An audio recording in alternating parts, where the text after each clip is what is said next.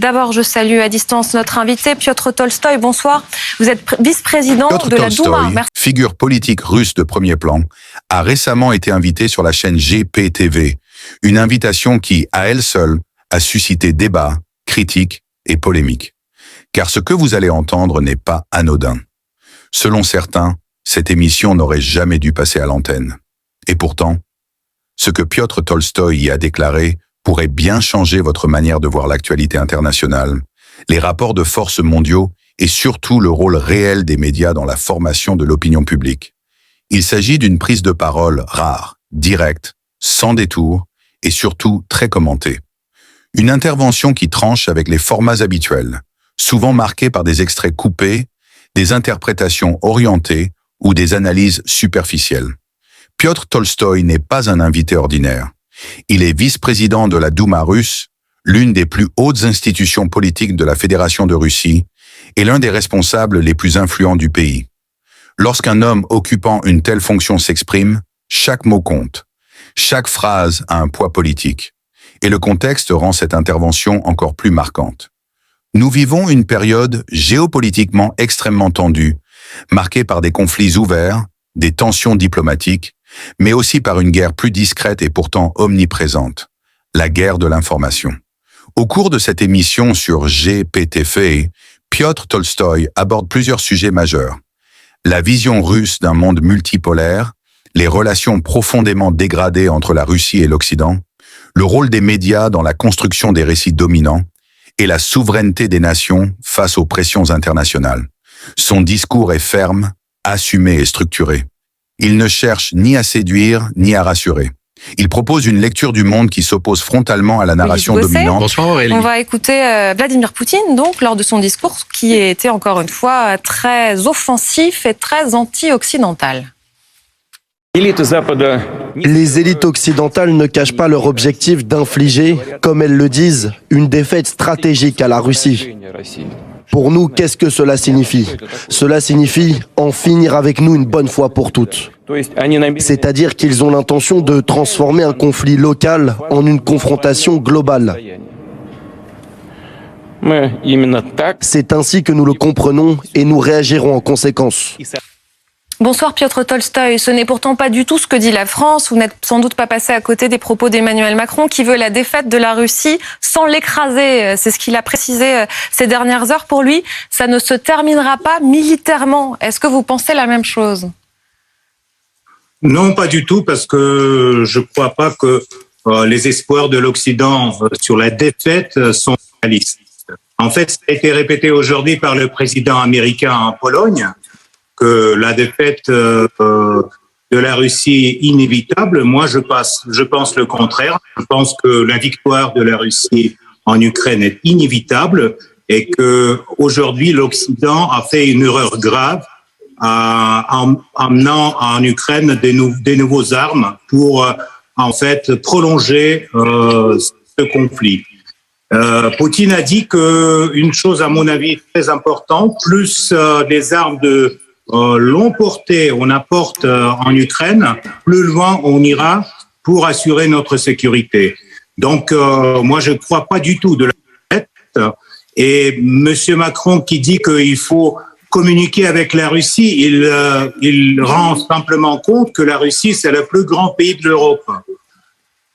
Et sans communiquer avec la Russie, sans assurer la sécurité qui doit être indivisible, comme aujourd'hui a souligné Poutine, on pourrait plus cohabiter sur ce continent. Donc, tôt ou tard, on va discuter ça. Peut-être après Piotr Tolstoï, la russe. vous venez de dire plus des armes de longue portée seront livrées à l'Ukraine, plus loin nous irons. Ça veut dire quoi? Vous voulez dire quoi? C'est la citation directe de notre président qui aujourd'hui a dit cette phrase. J'ai dit d'ailleurs il y a quelques semaines. Cela veut dire que plus vous donnez des armes aux Ukrainiens, là les chars, après les avions, après les systèmes artillerie, donc plus loin, on devrait aller sur le territoire ukrainien pour assurer notre sécurité. À partir de quand la fin de la guerre pourra-t-elle s'imposer?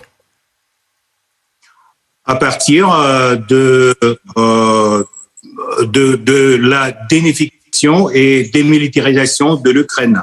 Quand le pouvoir ukrainien envahir toute l'Ukraine reconnaît... C'est une victoire militaire, forcément? Cela veut dire que l'Ukraine devient un pays neutre et jamais ne va envisager l'entrée à l'OTAN.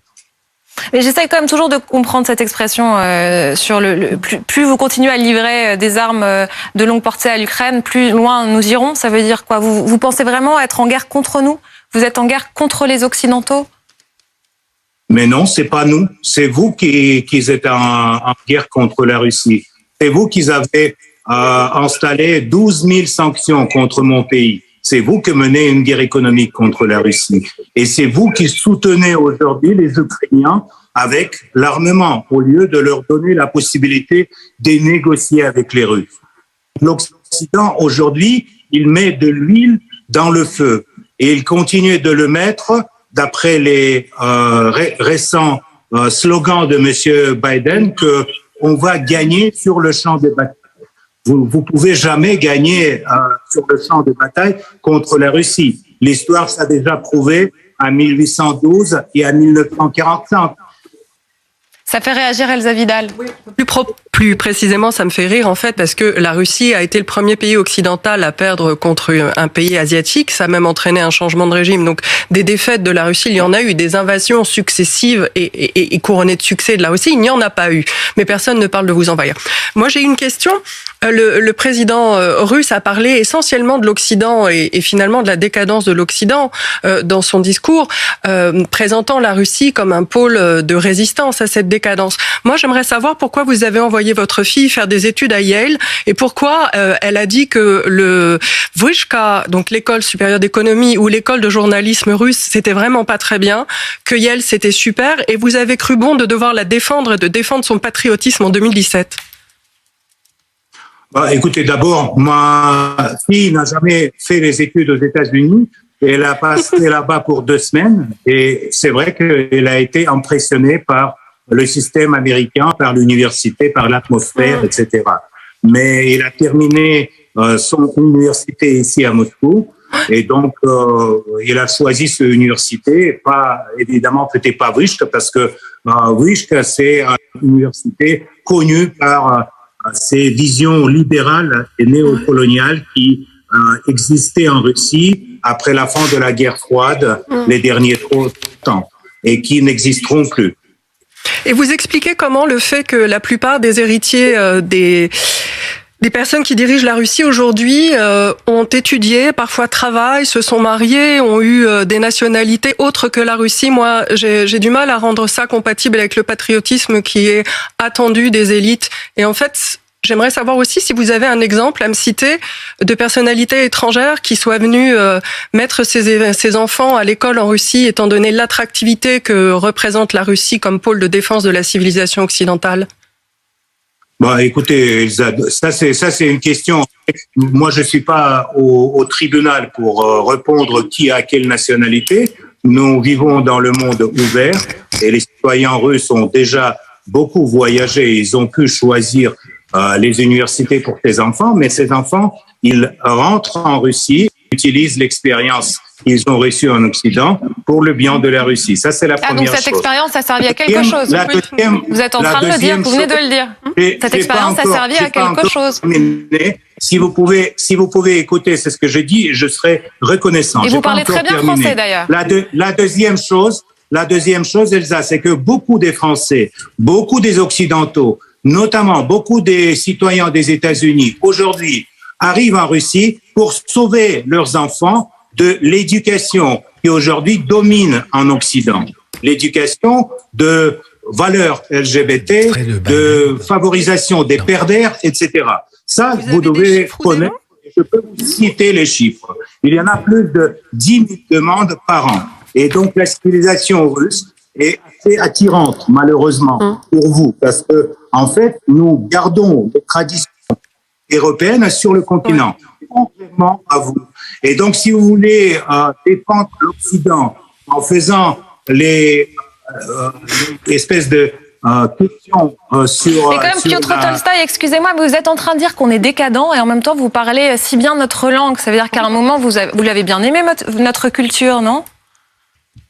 Bah, écoutez, moi j'aimerais bien que vous parlez russe mieux que moi français. J'ai pas parlé français depuis 25 ans, mais c'est vrai que à un moment j'ai fait mes études en France et j'ai travaillé dans les médias français. Pourquoi l'avez-vous fait? Mais parce que ça m'intéressait, parce que c'était une période intéressante pour moi et parce que j'ai beaucoup des amis français, j'ai une partie de famille en France. Vous les avez gardés, ces amis? Pourquoi vous me posez une question comme si vous parlez avec un ours blanc au pôle Nord? Mais non, mais vous entendez, vous êtes en train de dire qu'on est décadent. D'ailleurs, Vladimir Poutine dit que la pédophilie devient la norme aujourd'hui en Occident. Ça sort d'où? Vous qui avez des amis en France, vous pouvez lui dire que c'est n'importe quoi, ça. Mais vous avez écouté BFM qui juste avant notre séquence, a parlé de pédophilie en France. Aucun rapport. Aucun rapport. Ça n'a aucun rapport. Bien sûr, aucun rapport. On parle d'une enquête judiciaire sur des soupçons. Vous parlez de l'affaire Pierre Palmade, ça n'a aucun rapport avec la phrase de Vladimir Poutine. Il parlait de Pierre Palmade tout à l'heure, Vladimir Poutine, dans son discours. C'est pas la première fois qu'il le disait, franchement, un peu de bonne foi. Vladimir Poutine a parlé de l'hypocrisie occidentale. Ça, c'est vrai. Il a parlé de l'hypocrisie dans les relations internationales.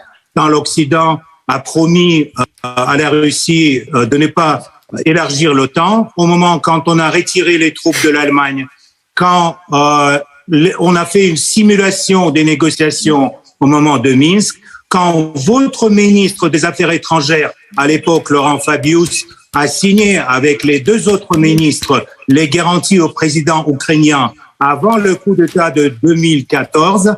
Et c'est à partir de ce coup d'État qui a commencé la guerre en Ukraine. La Russie est en train de le finir. Et c'est pas la Russie qui a commencé cette guerre. C'est vous, les Européens, avec votre hypocrisie agressive, avec l'OTAN. C'est la Russie qui a envahi l'Ukraine. Dans son histoire, l'agression contre la Yougoslavie, et avec votre absence du moral, ni dans les relations publiques, ni dans les relations internationales, c'est vous qui aujourd'hui demandez pourquoi Poutine est contre vous. C'est assez marrant. Piotr Tolstoï, je vais donner la parole à Ulysse Gosset, puis à Elsa. On écoute Ulysse. Oui, bonsoir, monsieur le député. Aujourd'hui, à Varsovie, le président des États-Unis a dit, 1 an après le début de la guerre, l'Ukraine reste libre et indépendante. C'est-à-dire, en fait, que la Russie n'a pas réussi à atteindre ses objectifs. Qu'est-ce que vous répondez à Joe Biden? Bonsoir, monsieur journaliste. Je réponds à Biden que vous connaissez, il est un peu bizarre, il sait pas où aller souvent, mais cette fois-ci... Non, mais soyez sérieux dans la réponse. C'est le président des États-Unis qui dit l'Ukraine est indépendante et libre. Qu'est-ce que vous lui répondez? Je suis sérieux au maximum. Si vous m'interrompez pas, alors ça serait génial, parce que malheureusement, je suis pas pas d'attaque personnelle sur les individus. Je vous parle du fond. Je vous parle du fond, pas des attaques personnelles. On passe pas sur les individus. On sait que monsieur président américain parfois ne sait pas où il est. Mais cette fois-ci, il a compris qu'il est à Varsovie et il a dit encore une fois la liberté, la liberté, la liberté. La Russie a perdu. Pourquoi il a dit ça? Je ne sais pas. Parce que la Russie n'a pas perdu. Parce qu'on n'en sait rien par rapport à ce qui nous attend dans les années à venir. Et je ne crois pas que M. Biden restera le président des États-Unis au moment de la fin de la guerre de l'Ukraine. Alors, il a dit autre chose. Il a dit autre chose. Il a dit cette guerre est une guerre choisie. C'est le choix de Poutine d'avoir fait cette guerre. Et ça peut être aussi le choix de Poutine de l'arrêter. Il suffirait d'un mot pour arrêter la guerre. Qu'est-ce que vous dites à cela? C'est encore un exemple de l'hypocrisie des Américains, parce que c'est eux qui ont élargi l'OTAN, c'est eux qui ont refusé les négociations sur la sécurité de la Russie, et c'est eux qui ont essayé de transformer l'Ukraine à une anti-Russie en emmenant là-bas les armes, etc.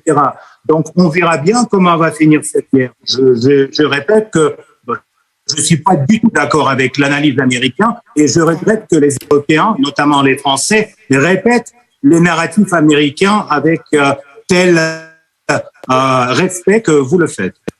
Elsa? Oui, en 2016, le président Poutine avait demandé aux élites de rapatrier leurs enfants et leurs fonds de l'étranger.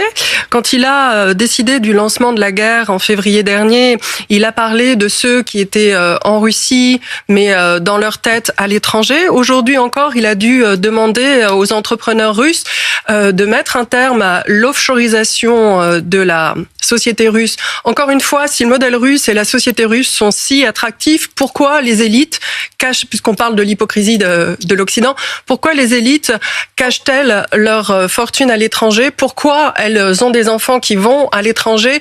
Pourquoi, encore une fois, elles passent leurs vacances à l'étranger? Pourquoi Dmitri Peskov passe ses vacances à Taormine? Pourquoi les enfants Lavrov ont étudié aux États-Unis? Pourquoi le fils de Matvienko a étudié au Massachusetts et non pas en Russie? Et pourquoi Madeleine Albright je crois que ça vous vraiment excite, Elsa, le fait que les Russes sont partout dans le monde. Faites gaffe parce que ils sont aux États-Unis, ils sont en Australie, en Nouvelle-Zélande, mais aussi en France. Merci pour les menaces.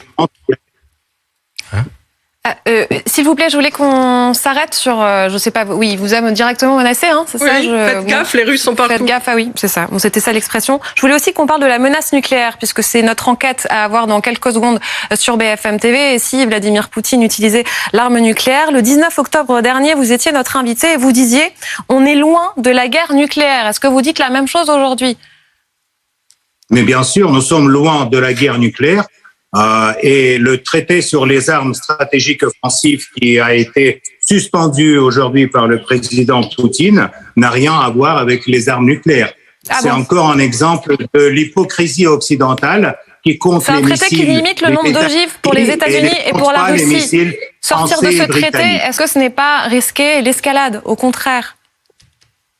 Non, déjà l'escalade est là. Les relations entre l'Occident et la Russie sont très mauvais. Donc, à mon avis, même la situation dans laquelle ce traité a été signé ne se répétera pas. Et donc, aujourd'hui, il faudra des nouvelles négociations sur la sécurité nucléaire. Mais ces négociations pourront avoir lieu seulement après notre victoire. Monsieur Tolstoï, est-ce que vous n'êtes pas un peu déçu par le discours de Vladimir Poutine? Parce que, au fond, il n'a pratiquement rien annoncé de nouveau. Il n'a pas donné véritablement les objectifs de cette guerre en Ukraine. Il n'a pas vraiment donné de bilan de cette guerre en Ukraine. On ne sait toujours pas combien de morts, alors que l'on dit qu'il y a plus de 100 000 morts côté ukrainien et côté russe. Ça fait beaucoup et il n'en parle pas. Au fond, a-t-il dit quelque chose de nouveau? Et puis, une autre question quand même. Il n'a pas du tout parlé de Wagner, de Prigojine, qui pourtant joue un rôle essentiel dans la guerre. Il ne l'a même pas cité. Ça veut dire que Prigojine est, je dirais, en position de faiblesse ou il va être écarté bientôt? Merci Ulysse. Donc, trois choses qu'il faut quand même retenir du discours de Poutine aujourd'hui et qui sont très importants à mon avis. Il a dit encore une fois que la Russie, c'est une civilisation à part et que personne n'a droit de donner des leçons à la Russie. Il a dit encore une fois que la sécurité dans le monde entier est indivisible et on ne peut pas construire la sécurité européenne ou la sécurité de l'OTAN sans la Russie. Et il a dit encore une fois que plus on aide aux Ukrainiens par l'armée à l'emporter, plus loin devrait aller l'armée russe. Qui concerne Yevgeny Prigojine, qui vous plaît beaucoup parce que je remarque que vous êtes intéressé de Wagner. Il est en train de encercler Bakhmout et bientôt on aura encore les nouvelles sur ces. Mais pourquoi Poutine n'en parle pas? Pourquoi Poutine n'en parle pas? Il n'était même pas là, Prigojine. D'ailleurs, ni Kadyrov ni Prigojine n'étaient au Kremlin. C'est curieux pour des alliés aussi importants dans la guerre. Et pourquoi vous croyez que Prigojine a un poste qui lui permet d'être assis devant le président Poutine lors de son adresse à la nation? Il n'est pas un régiment bénévole qui aujourd'hui est en train de battre les Ukrainiens à Bakhmout. C'est pas quelqu'un qui vous un peu, à mon avis, augmenter son rôle dans votre théorie conspirologique. sur le Merci. Kremlin et sur Prigojine. Et on va s'arrêter là. Vous inquiétez pas. Merci Mais une chose est beaucoup. sûre, Merci Elsa, merci elle ne Ulysse, laisse merci. personne indifférent. Car écouter ne signifie pas approuver. Comprendre ne veut pas dire être d'accord. S'informer, c'est confronter les points de vue. Alors dites-moi en commentaire ce que vous pensez de cette émission sur GPTV. Faut-il donner la parole à toutes les voix, même les plus controversées? Si cette vidéo vous a intéressé, likez, abonnez-vous et partagez.